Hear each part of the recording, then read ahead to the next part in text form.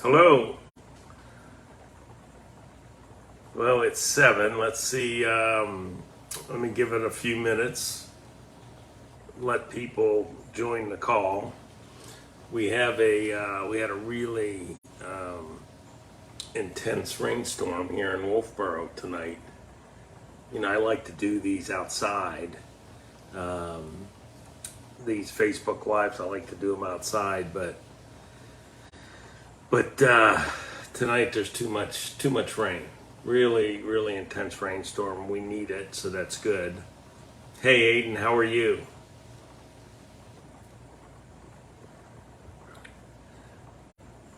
Give everybody a few minutes here. Nick, how are you doing? But anyway, we had a really intense rainstorm today, and we need the moisture, so that's good. That's good. When I look to the left like this, I'm looking out at Lake Wentworth. So but you know, before I get into my topic tonight, and I want to talk about really the topic is how the government and politicians, and in this case Democrats, manipulate voters and manipulate the public with their rhetoric, and I'm going to talk about it in the context of what's going on at the southern border. So this is about messaging manipulation, tugging at the heartstrings of people.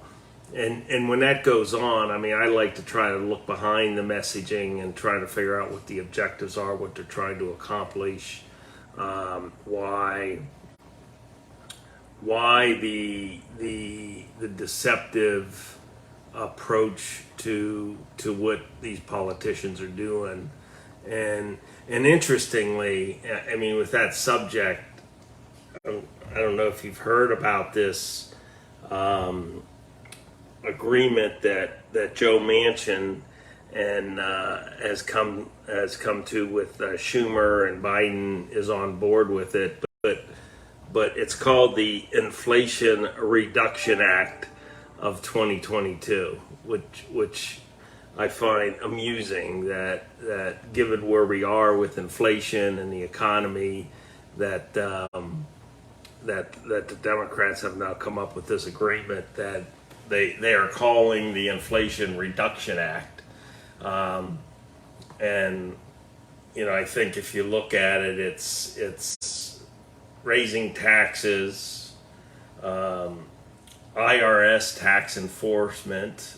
So it's they're saying that the government will raise $124 billion with IRS tax enforcement, which, you know, so those of you who have kids who are out this summer earning money, mowing lawns, and the neighbor gives them $20, and they never file a tax return, just be careful, because the IRS coming after them. But anyway, this Inflation Reduction Act, again, it's just the title of it is you know, designed with the upcoming elections, and even the areas it hits is raising the taxes on corporate America, yeah, you know, with a 15% corporate minimum tax. You know, it's hitting all those points, reduced prescription drug pricing, getting rid of the carried interest loophole, which is sort of way in the weeds of what happens in hedge funds and private equity funds, and essentially what it is the people who put these funds together, they essentially say, hey, invest money with us, and the deal is we're going to make all these investments. When you get your money back and there's a profit, that the sponsors of these hedge funds and private equity funds get 20% of the profits. And the quote loophole, although this is legal, this is the law, is, you know, typically the sponsors on that 20%, they pay capital gains tax. They're not paying ordinary income tax. So they might be paying 15-20% tax on that instead of 40 to 50% tax. So that's the carried interest loophole. At any rate, but this is purely political. They're going to invest, quote unquote, in climate change and energy security. So they're hitting all those points that they need to focus on to try to win these midterm elections. So the southern border, we all know that, the southern border and what's happening there is a disaster. It's a human tragedy. The cost on those folks that are coming into the country is enormous. The cost on Americans, the fentanyl coming across, the impact on communities, the expense of all this. It's hard to see that there's anything good about this situation, and I'll get into all that in more detail. But what the Biden administration has said when he was campaigning, and what they say now is that their border security policy is going to be more compassionate and more humane than what the Trump administration did. And when you think about those words, everyone wants to be compassionate. I don't know anybody that doesn't want to be compassionate. But when you start looking at, okay, how is this compassionate? Let's look at what the Democrats say is compassion and what's happening. So the Democrats would say is listen, some of these people are seeking asylum, not very many. Certainly not very many seeking credible asylum claims, and that's certainly compassionate.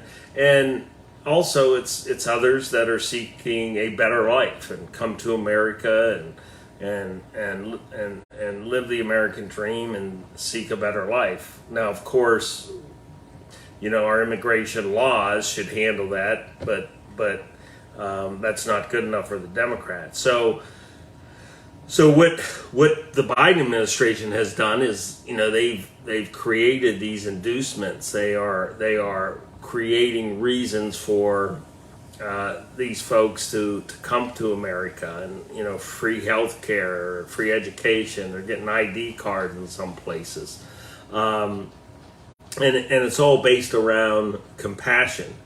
So, but is it compassionate? I don't think so.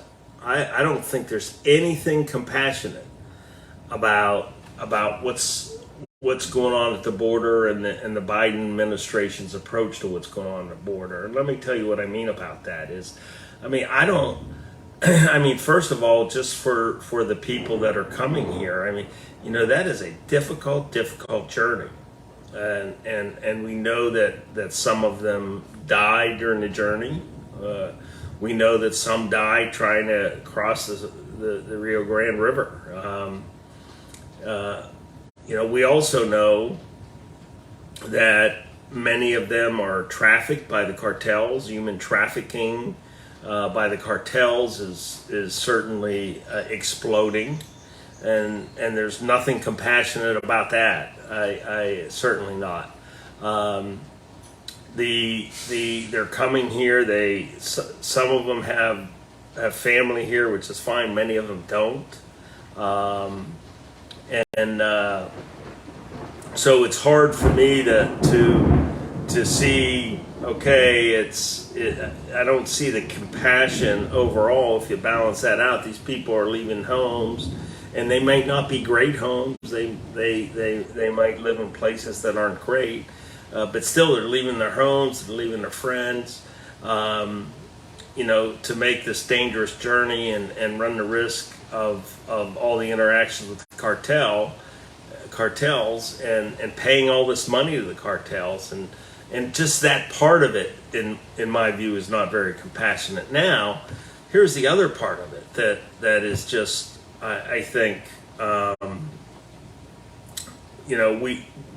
if you put it into the compassionate equation here, let's go down the list. It's the fentanyl coming into this country, and the deaths from fentanyl poisoning and these stories of these young people who are online buying a pill of Percocet, but they don't know it's laced with fentanyl. They take one pill and they die. I mean, that's awful, awful. Where's the compassion for those people and those families? The communities that are just being inundated with illegal immigrants. The cost. I mean, it is stretching these communities. The hospitals and schools. I read something where there's a community somewhere that the hospitals are so filled that citizens can't go to the hospital in case of emergency because there's so many illegal immigrants there. Where's the compassion for those people? The workers in this country. I mean, one of the things that I believe is driving Democrats and I even think Republicans to have these open borders, some Republicans I should say, is cheap labor. So when there's cheap labor, Americans who want to work for an honest wage, it's harder to find decent jobs. So where's the compassion for them? Now, the other thing, and I saw a comment from Chris Agar about there it is, trafficking is $1 billion per month industry to cartels. We are creating a mega business with these cartels in Mexico. They are making so much money from fentanyl, from human trafficking, just what they charge these people to pay them to get them across the border. We are creating a criminal industry that's incredibly wealthy, which means they will come up with different ways, different techniques to get drugs into the country, to more human trafficking, to take advantage of people. We're creating these businesses, and then when you think about the fentanyl problem,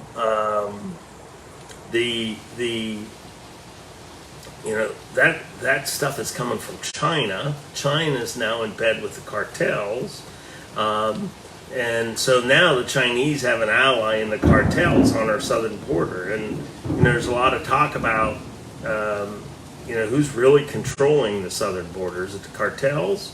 And it's certainly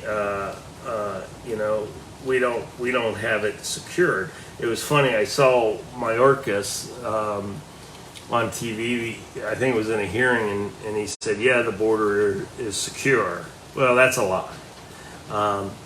And it goes to the point of this messaging, because we have these folks on TV and saying, I mean, just things that are absolutely a lie. The border is not secure. There's nothing secure about it. And and then you have the crime that's going on, and the Americans who are the victims of crime, and listen, not everyone that comes here illegally is a criminal. I'm not saying that, but there are some, and it increases the crime rate. Where's the compassion for those victims of crime? So and the important point of all this is we as voters and as citizens need to start thinking more critically about what's going on in this country. And there's so much information out there. It's so hard. I I do a lot of reading, I do a lot of studying, and it is difficult just to sort through it all, to try to find something that is credible and makes sense. And yes, Mark, there's folks coming to New Hampshire. I mean, that's every state is a border state with what's going on the southern border. So the important thing here is we as Americans and we need to talk to our neighbors, talk to our friends, and encourage people to look behind what is going on, and don't we can't believe what politicians and particularly Democrats are telling us anymore. I mean, look at what's going on with the economy, and now we're in this big debate on how you define a recession, and it's been commonly agreed for decades that a recession is when there's two consecutive quarters when the GDP contracts, and that's happened now. And now the Democrats are saying, "Oh no, this is not a recession." So it's behoove of us if we want to make this country great and great again. I mean, we have to start paying attention to these things, and don't allow yourself to be manipulated, and more important is talk to people. I mean, we got people on here watching this. I get a lot of views. I mean, we don't get so many when I'm doing it live, but on the page we get many hundreds of views of these Facebook Lives, and I do it just to get people thinking, and I hope I provide some credible information on these various topics. But it's very important that we talk to people and we urge them to just pay attention, and don't, I mean, you don't even have to take a political bent to it, other than, gee, what is he really saying? So what's going on with this? Why is this happening? And you think about it, and I think one reason is, it's cheap labor. It's cheap labor coming into this country. These folks end up getting jobs. A lot of time they're mistreated in their jobs. They're paid under the table. They're paid less than minimum wage. But it's cheap labor, and the abundance of labor will drive the cost of labor down in this country. So I think that's one of the motivations of this. I think the other motivation is that the Democrats believe that many of these folks someday will obtain the right to vote and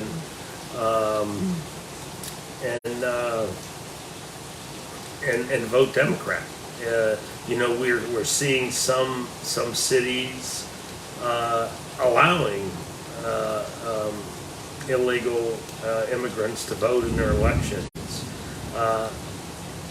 So I think that's another motivation for the Democrats. And I got a question from Aiden here that I'll answer in a minute. You got to remind me, Aiden. I think another motivation for the Democrats is it fits their progressive narrative of oppressors and oppressed. We Americans are oppressing people from other countries, particularly people of color from other countries, and it fits that narrative, and it fits the narrative that white people, that America is systemically racist, and that white people don't want people of color coming in here. So those are other reasons I think the Democrats, want these borders open. But peel back the layers of the onion, and when someone says, "Gee, it's the the Trump administration's border policies were cruel and their immigration policies were cruel. I think it's compassionate to urge these people to stay home, not make the dangerous trip, and not pay cartels, and not subject yourself to human trafficking and the rapes. So peel back the layers of the onion and think about what's going on and this sort of top line. Here's the other thing about the compassion argument that, well, let them come here, it's because they'll have a better life here. Well, when you think about it, there's about 8 billion people in the world. I don't know, my guess would be there's probably 2 or 3 billion people living in abject poverty. There's probably another 2 or 3 billion that don't have very good living conditions. If all those people could come here, there will be a limit to this compassion. We can't afford what's going on now. What if suddenly 100 million people made their way to the southern border from all over the globe? It could potentially ruin this country. And I think even then, if something like that happened, I think the Democrats and all politicians would say, we got to shut the border. It's too much now. So it's sort of a fake compassion, in my opinion, on their behalf. And there's no compassion for Americans who are suffering because of this, whether it's because of fentanyl, the overdoses from fentanyl, the high crime, losing a job, the cities not being able to afford taking care of all these folks. And now we're hearing the mayor of New York City and the mayor of Washington, D.C. Complaining about the illegal immigrants showing up in their town and adding to the homeless problems and the cost of their services so there's a limit. There's a limit of the Democrat compassion here, and like I said, I don't think it's really compassion anyway. So think about this stuff, reflect on it, and I think about it, from both Democrats and Republicans. I don't think Republicans are entirely, honest with us either. I think political rhetoric has just, got to the point where, the politicians will say anything, to gain favor, to gain votes, to gain donors, to avoid criticism, and literally totally discard, any facts or truth. And so be critical of all politicians. Aiden asked me, what are my thoughts on clean, modern nuclear power? I think it's a good thing. I think we need more nuclear power. I think we ought to invest in nuclear power. I think the technology has advanced there that really mitigates risk on nuclear power. So yeah, I'm all for it. And I'm going to do one of these things on climate change, and talk about it, and I read a lot about it. I am not a scientist. I'm not going to pretend to be a scientist, and my approach to the whole climate change situation is, there are scientists on both sides of this issue, and the scientists who do not believe that this is entirely man-made, and some believe it's not man-made at all, are now becoming more vocal. They weren't so vocal in the past because of government grants for the research and that kind of thing. But I'm going to do one of these on climate change soon, and I'll refer you. I'll refer you to some scientists who talk about it regularly, talk about it with data, and I find them very compelling. Are there any other questions? All right, Aiden says,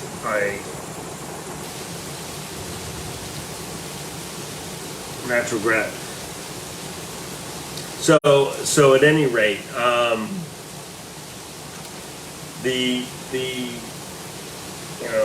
think critically. So when you hear today, I mean, it blew me away today when it came out that Joe Manchin cut a deal and on this Inflation Reduction Act of 2022. I mean, look at the details of it. It is entirely a political deal. It is, I think $740 billion of new spending, and that's on top of yesterday, the CHIPS Act, $280 billion was passed, so that's about $1 trillion. Now the Inflation Reduction Act hasn't passed yet; it was just announced. But that's $1 trillion of additional spending, and now they claim in the Inflation Reduction Act that it'll reduce the deficit by $300 billion. I'll believe it when I see it. So when you hear this stuff, I mean, it sounds great, right? Inflation reduction, that sounds great, but I think many economists would say the way to reduce inflation is not to raise taxes on corporations. And I was in the corporate world a long time, and those companies will find ways to make up the loss of revenue from taxes, and some of them, and part of the way they'll make it up is by charging their customers more, which means we'll pay for all or part of that. So pay attention, peel back the layers of the onion. Don't in this world of social media, and there's so much content out there that you're constantly getting pounded with stuff. Don't take the time to reflect and look at facts, look at detail, and think about what's going on with something, because I think we're in an environment where everything has a hidden agenda that the politicians are trying to accomplish here. So listen, and if there's any questions, go ahead and type it in there. If there's a topic you want me to talk about, email me at corkymessner@gmail.com, and I'll try to get it on the schedule. So let me wait a minute. When will be over though? When do you actually think it will be over though? I'm not sure what will be over. Nicole, I'm not sure what you mean. What will be over though? So at any rate, if there's topics you want me to cover, please let me know. I'll try to cover them. When will inflation be over? I don't know. I mean, I think this could be long lasting. If you look back in the 70s and 80s, the inflation there, lasted, I think, a good 7, 8, 9, 10 years even. Before Reagan got elected, and of course what Reagan did was reduce taxes, reduce regulation, get government out of the way, and then Paul Volcker and the Fed, did a good job keeping the money supply down. Yeah, Aiden, it is worldwide for sure, but keep in mind that that the United States' role in the worldwide economy is substantial, and what happens here, affects the rest of the world. I happen to believe that yes, we do need to be leaders. I happen to believe that the most important initial step to start solving this inflation problem is to unleash the American oil and gas industry. And that's really, in my opinion, what ignited this thing is, and I talked about this some last week, that when Biden was during the campaign was just hammering the oil and gas industry, and he was saying that he's going to shut them down, he's going to shut them down, he's going to shut them down, and that was going on at the time in 2020 during the pandemic, and the oil and gas industry got hammered in 2020. The five largest oil companies lost $75 billion in 2020. So they got hammered from the pandemic, and then you got a presidential candidate saying that he's going to shut them down, and sure enough, that candidate wins, Joe Biden, and sure enough, he does that. I mean, on day one, he started shutting down the oil and gas industry, and that's what ignited this inflation, because the price of oil touches almost everything in our economy. Almost every good that we have, it's whether it's transportation or manufacturing or something, and it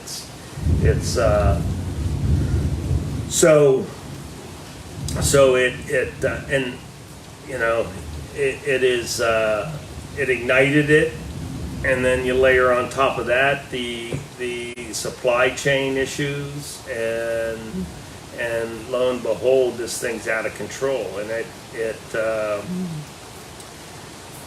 think it's going to take years to get this under control.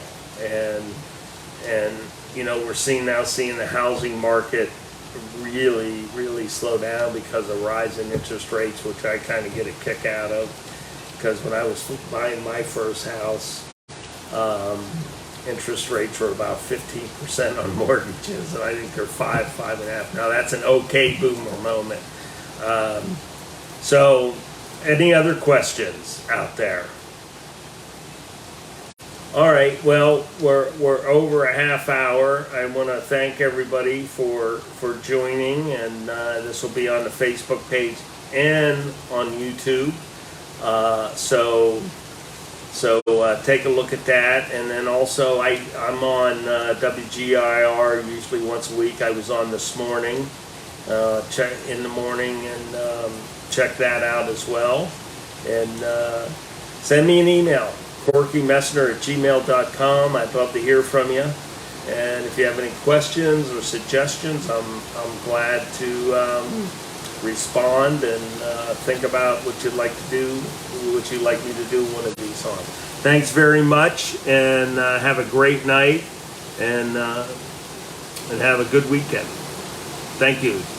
BB Burt, I'm jumping off now. You just got on. I'm sorry you're late. You can watch this on my Facebook page, Corky Messner, for New Hampshire. All right, thank you. Bye-bye.